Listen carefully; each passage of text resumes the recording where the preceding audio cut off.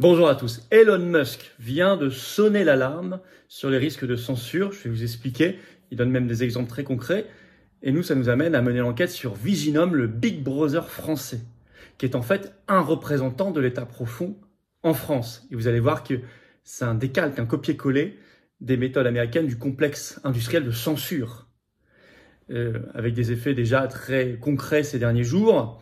Au même moment, l'Union européenne déploie son règlement européen de censure DSA, appliqué depuis le 17 février 2024. On va voir ce qu'en dit Thierry Breton. On va voir ce qu'il y a derrière ce Viginum. Vous allez voir, c'est passionnant, tout l'écosystème français de censure. Et vous allez voir que Musk est là en défenseur de la liberté sur son réseau social X Twitter. Quoi qu'on pense de lui par ailleurs, c'est pas le sujet. Là, il défend la liberté d'expression depuis qu'il a évidemment racheté et dirigé Twitter, X. Et ce qu'il faut faire, bien évidemment, vous allez apprendre beaucoup de choses, je crois, très concrètes dans cette vidéo qui concerne notre liberté d'expression. Combat extrêmement cher aux patriotes. N'hésitez pas à partager cette vidéo. Et vous savez, c'est tellement cher, demain, ce samedi, la 24 février, à 15 h, on se réunit devant l'ambassade d'Australie à Paris, 4 rue Jean Rey. Venez très nombreux, c'est ouvert à tous, drapeau français, pour libérer Assange. Semaine décisive pour lui, c'est un combat qui nous tient à cœur depuis le début. Moi, j'avais fait un communiqué dès juin 2012 pour que la France lui accorde l'asile, premier responsable politique français. Et puis, il y aura d'autres lanceurs d'alerte, notamment le cardiologue Patrice Peuzet qui parlera du Conseil de l'Ordre, des interventions sur ce sujet des lanceurs d'alerte mis en cause par l'article 4 de la liberté d'expression. Venez très nombreux, faites venir. Il y a du monde qui sera là, beaucoup de monde. Et par ailleurs, n'hésitez pas à vous abonner à cette chaîne YouTube, s'il vous plaît. Un petit clic en dessous sur s'abonner, c'est gratuit. Vous êtes abonné ou réabonné si YouTube vous a désabonné, c'est à vous de vérifier, ça peut arriver. Plus vous êtes abonné à la chaîne, plus les vidéos sont recommandées automatiquement par les algorithmes de YouTube et plus elles vont toucher des personnes qui vont nous découvrir, qui ne nous connaissaient pas. C'est vraiment comme ça, concrètement, qu'on crée de nouveaux résistants. Donc ce petit clic d'abonnement ou de réabonnement est essentiel, je vous en remercie. D'autres rendez-vous, jeudi 29 février, là ça arrive, je suis à Agen en réunion publique européenne 2024, Tour de France de la Liberté à 19 h, inscription sous la vidéo en description dans un petit formulaire pour Agen. Et le 6 mars, c'est à Lons-le-Saunier dans le Jura, il y a un autre formulaire d'inscription, et pareil, réunion publique. Inscrivez-vous également, c'est beaucoup mieux de s'inscrire. Et par ailleurs, notre pétition nationale, vous le savez, contre le traité mondial sur les pandémies juridiquement contraignantes de l'OMS est toujours sous la vidéo en description à signer et relayer. Elle commence très fort, elle démarre très fort, en lien avec la vidéo que j'ai faite hier. Allez voir, n'hésitez pas à signer et relayer cette pétition. On se retrouve en direct à 19 h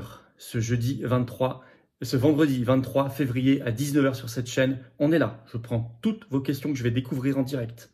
On reparle de toute l'actualité française et mondiale, des européennes, des souverainistes, de tout ce que vous voulez, sans tabou, sans langue de bois, en direct. Ramenez du monde. 19 h ce vendredi 23 février sur cette chaîne, en direct. Je vous attends.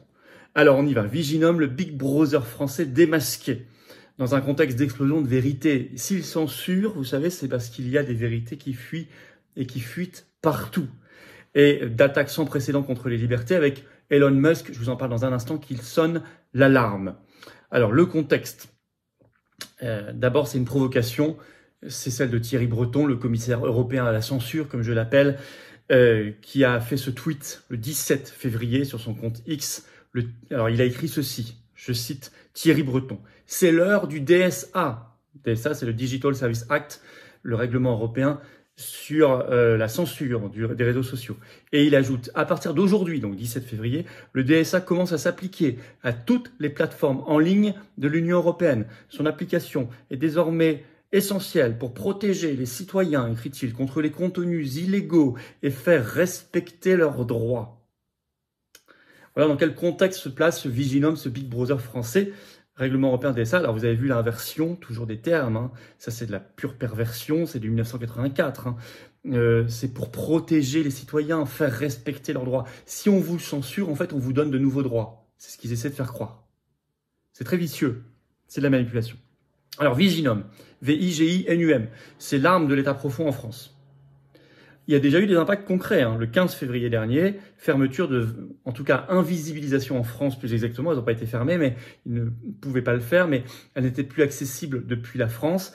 De 21 chaînes Telegram, jugées trop pro-russes, pas assez pro-Zelensky. Euh, Moi, je pensais qu'on était dans une société de liberté de débat. Bah, manifestement non. Enfin, je savais que je pensais. C'est une formule. Hein. Je sais qu'on en est déjà loin depuis longtemps. Mais en tout cas, c'est ce qui est toujours affiché dans les principes et dans notre constitution, normalement. C'est 21 chaînes invisibilisées en France. Donc, prenez un VPN, installez-vous en Suisse depuis votre VPN pour y accéder, hein, ceci dit. Mais je veux dire, ça a quand même été fait le 15 février. Et c'est sur ordre de Viginum. Alors, Viginum. On en a parlé un petit peu dans mon direct vendredi dernier, là, sur cette chaîne, le 16 février. On a depuis beaucoup creusé l'affaire et il y a eu une interview le 21 février, je vais vous en parler sur France Info, du patron de Viginum. Alors, Viginum, donc c'est un service de l'État. Je vais revenir sur tout le contexte de sa création en 2021. Vous allez voir, c'est passionnant. Ça a à voir aussi avec le Covid d'ailleurs. Alors, c'est vraiment un décalque de ce qu'on appelle aux États-Unis les dossiers CTIL pour Cyber Threat Intelligence League. Les dossiers CTIL ont été révélés sur X. On en avait fait une vidéo ici, début décembre 2023. C'est ce que Musk appelle le complexe mondial de censure, c'est-à-dire tout un écosystème d'acteurs privés et publics pour justifier la censure, pour organiser la censure des réseaux sociaux. Et dans les médias, il y a d'ailleurs aussi, c'est une collaboration entre gouvernements, agences fédérales aux États-Unis, acteurs privés, médias, journalistes, ONG, etc. Et ces dossiers CTIL sont actuellement sous investigation au Congrès américain. Il y a des commissions d'enquête. Parce que c'est une censure gravissime. Alors, ça a été mis en place aux États-Unis pour censurer, et puis ensuite mondialement, hein, certaines informations sensibles et imposer des narratifs, que ce soit sur le Covid, les élections américaines en 2020, la Russie, l'Ukraine bien sûr, etc., ou l'OTAN.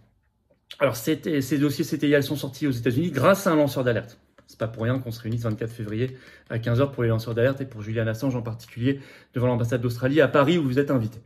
Et c'était très intéressant, c'est que le seul non-américain qui est cité comme devant être protégé des mauvais narratifs, c'est Emmanuel Macron. Il apparaît dans les dossiers CTIL, dans les mails et tout. Tous les autres sont américains. Les autres, c'est Obama, Hillary Clinton, Podesta. Hein, bon. Eh bien, le seul non-américain, c'est Emmanuel Macron. Alors justement, Viginum, c'est un peu le décalque de ce CTIL qui mêle des acteurs privés et publics, y compris du renseignement, vous allez voir, pour censurer. Sauf qu'en France, c'est pas sous investigation du Parlement, contrairement aux États-Unis où c'est sous investigation du Congrès, c'est-à-dire leur Parlement. Le Viginum se met en place dans ce cadre en France. Il a été formellement créé le 13 juillet 2021. Vous remarquerez que c'est le lendemain de l'allocution folle de Macron qui généralise le pass sanitaire dans les restaurants, etc., qui avait eu lieu, vous devez vous en souvenir, le 12 juillet 2021. Les Patriotes ayant organisé la manifestation historique ensuite du 17 juillet. Viginum, c'est le service de vigilance et de protection des ingérences numériques officiellement. C'est une agence sous l'égide du SGDSN, c'est-à-dire Secrétariat Général de la Défense et de la Sécurité Nationale.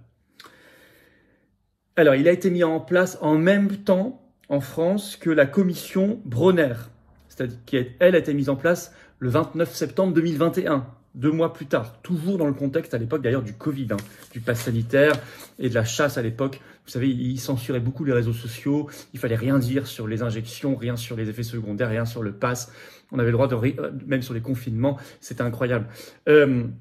Alors cette commission Bronner, elle se met en place donc en septembre 2021, au même moment que Viginum, c'est 14 membres présidés par donc Gérald Bronner. Elle s'appelle Les Lumières à l'ère numérique. Et son but, je vais vous lire le but officiel, et c'est une commission française chargée de faire des propositions dans les champs de l'éducation, de la régulation des réseaux sociaux, de la lutte contre les diffuseurs de haine et de la désinformation. Vous avez tout. Hein. La commission, présidée par le sociologue Gérald Bronner, est installée par le président Macron le 29 septembre 2021. Alors, c'est pas n'importe qui, Bronner. Il est membre du conseil scientifique de Conspiracy Watch.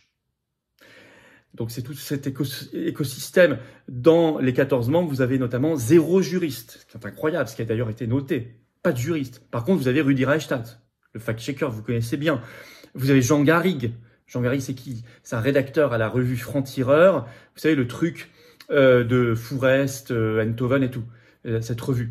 Donc, très d'orientation diplomatique néoconservatrice américaine. Troisième guerre mondiale, évidemment censure, etc. Et très européiste, très mondialiste. Voilà, donc ça, c'était dans ce contexte-là. Alors, le Viginum, donc en fait, c'est vraiment, se met en place dans un environnement type CTIL, c'est-à-dire qu'on mélange des politiques, du gouvernemental, du renseignement, des journalistes, des médias, des entreprises privées. Viginum a été créé par décret, comme ça, pas de vote, pas de débat, ça passe pas par le Parlement, c'est un simple décret. 70 personnes qui y travaillent quand même, donc c'est un sacré budget, hein. Et France Inter y avait consacré à l'époque un grand papier qui est toujours en ligne, qui date du 17 septembre 2021 sur Viginum, en disant, je cite, cette agence aura mission de surveiller le net et de débusquer les fausses informations. Et France Inter précisait bien, en feront partie les services de renseignement. Donc c'est vraiment un décalque de CTIL.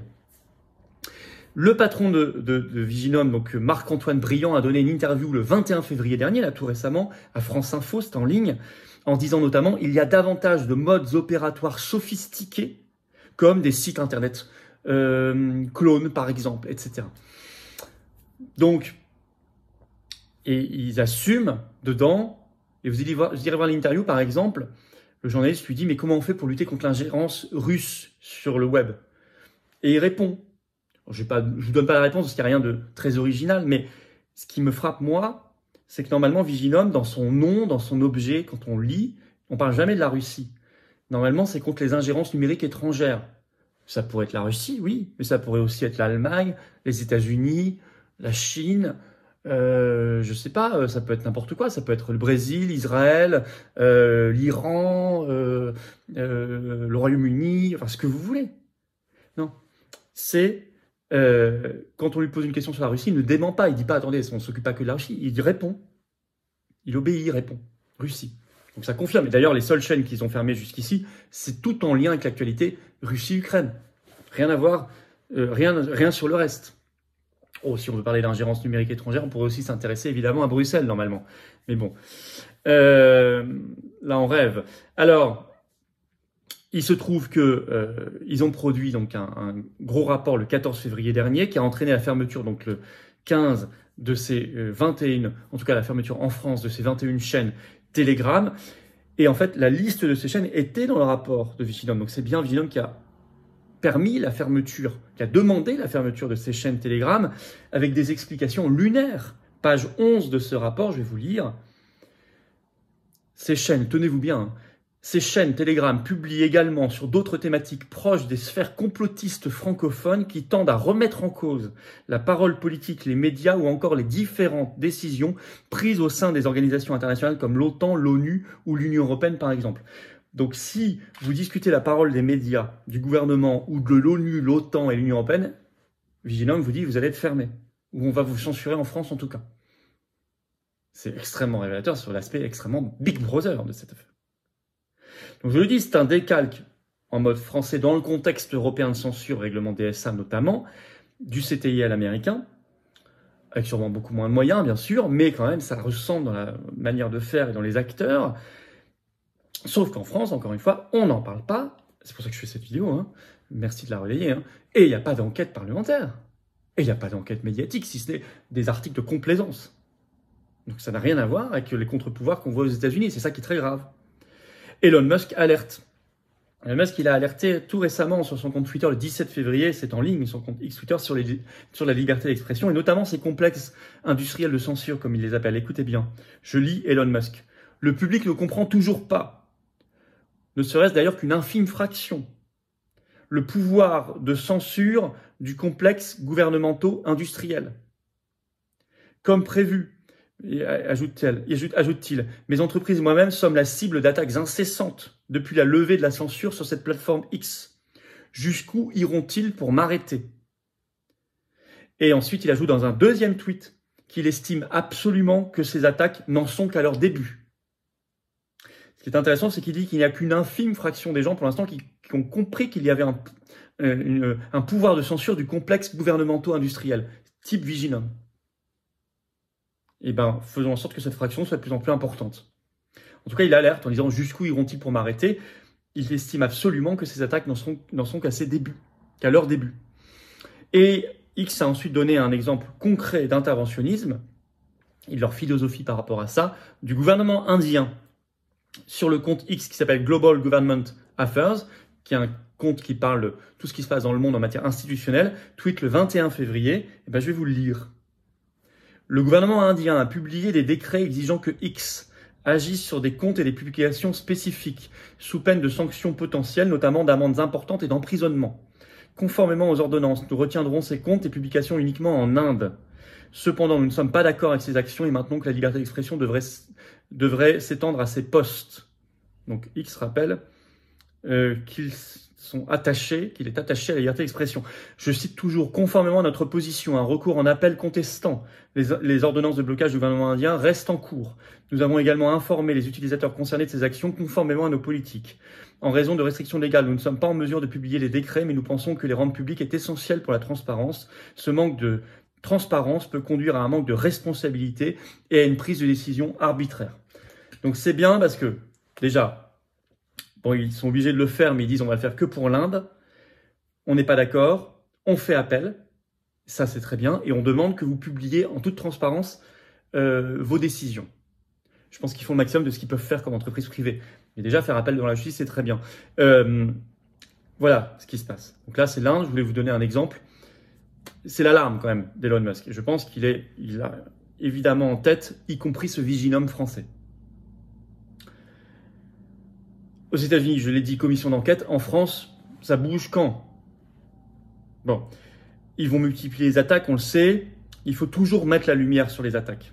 Plus elles sont dans la lumière, moins elles sont opérantes, moins elles peuvent se reproduire. D'où ces vidéos et tout le reste. Se préparer aussi à d'autres réseaux, des réseaux parallèles, plus protégés évidemment. Et vous décentralisez également. J'avais fait une vidéo là-dessus avec 2 spécialistes il y a quelques mois sur ma chaîne, vous irez voir. Et puis se connaître en physique, en vrai. C'est pour ça que les patriotes font beaucoup d'actions de terrain, de manifestations, pour que les gens se rencontrent, échangent leur numéro de téléphone, leur adresse, se connaissent, leur nom. Mais oui, parce que, ou s'ils veulent pas donner leur nom, ils donnent pas leur nom, mais en tout cas que les gens se connaissent physiquement, parce que si un jour, on n'y est pas du tout, mais si un jour c'est complètement coupé, il faudra entretenir des réseaux de résistance en se connaissant réellement. Et c'est pour ça que les patriotes ont toujours et feront toujours énormément de terrain, et de rassemblements et d'actions où les gens se rencontrent, se connaissent et se découvrent. Et c'est pour ça qu'on se bat aussi. Je vous attends, samedi 24 février, 15h devant l'ambassade d'Australie à Paris, 4 rue Jean Rey dans le 15e, Julian Assange et les lanceurs d'alerte. Soyez là, très nombreux. C'est à nous de montrer le signal, c'est à nous de le soutenir, et ses proches et sa famille, et tous ceux qui se battent depuis des années, et c'est à nous de montrer le signal sur la liberté d'expression en étant là, en ne lâchant rien. Je vous attends. Comme je vous attends ce vendredi à 19h en direct, 23 février, sur cette chaîne, pour notre grand direct, où je vais découvrir vos questions en direct, sur tout sujet, vous faites ce que vous voulez, il n'y a pas de langue de bois, il n'y a pas de tabou, et on regarde toute l'actualité la plus explosive et la plus intéressante française et mondiale, ensemble. Vous me posez les questions que vous voulez. Soyez là, ramenez du monde, à 19h sur cette chaîne. Je vous attends, patriotes, j'ai besoin de vous. J'ai besoin de vous. Le combat pour la liberté d'expression, il est dans cette carte d'adhérents ou de réadhérents aux patriotes si vous n'êtes plus à jour. Vous pouvez également être donateur au mouvement pour nous aider à faire plus d'actions type Assange et tout le reste, ou de tracts, ou distribuer de l'information, des affiches et tout le reste, et préparer les élections européennes où je suis candidat le 9 juin dans cette magnifique liste de rassemblements souverainistes pour le Frexit et notre libération. Mais ça coûte très cher les européennes, plus d'1 million. Ceux qui peuvent donner, donnez. Faites des dons, adhésion, réadhésion, et vous rejoignez une grande famille. Et vous êtes mis en relation avec des gens qui pensent comme vous, près de chez vous, que vous soyez en métropole, à l'étranger ou outre-mer. Adhérer, c'est premier lien sous la vidéo en description. Ce lien, je l'ai mis également en commentaire épinglé, une petite fiche maintenant sur l'écran. Dans quelques secondes, un lien sur l'écran, vous choisissez faire un don de soutien au mouvement. C'est le 2e lien sous la vidéo en description, c'est facile. Tout ça, c'est défiscalisé de vos impôts, aux 2 tiers. Vous mettez 600 €, ça enlève 400 € de vos impôts. Vous mettez 6 €, ça enlève 4 € de vos impôts. Vous mettez 60 €, ça enlève 40 € de vos impôts. Bravo donateurs et adhérents, bienvenue aux nouveaux adhérents patriotes. Vive la France!